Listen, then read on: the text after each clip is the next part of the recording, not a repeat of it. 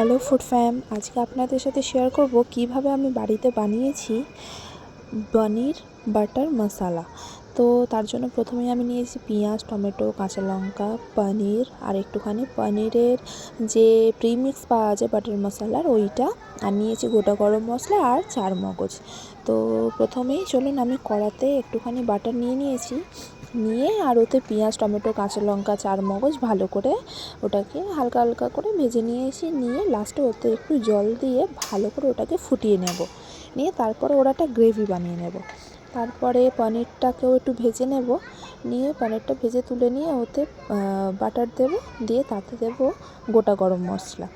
আর তারপরে দেব যেইটা ওই পনিরের যে গ্রেভিটা আমি করে রেখেছিলাম সেটাকে ঢেলে দেব। দিয়ে ব্যাস এটাকে ভালো করে একটু ফুটিয়ে নেব। ফুটিয়ে নেওয়ার পরেই মোটামুটি যখন হয়ে আসবে তখন আমি ওতে ওই যে প্রিমিক্সটা ছিল ওটাকেও একটুখানি জলে ভিজে রেখেছিলাম ওটাও দিয়ে ভালো করে ফুটিয়ে নেব। ব্যাস এটা হয়ে গেলেই আমরা পনিরগুলো দিয়ে দেব, আর তারপরেই আমাদের তৈরি হয়ে যাবে কিন্তু পনির বাটার মশালা।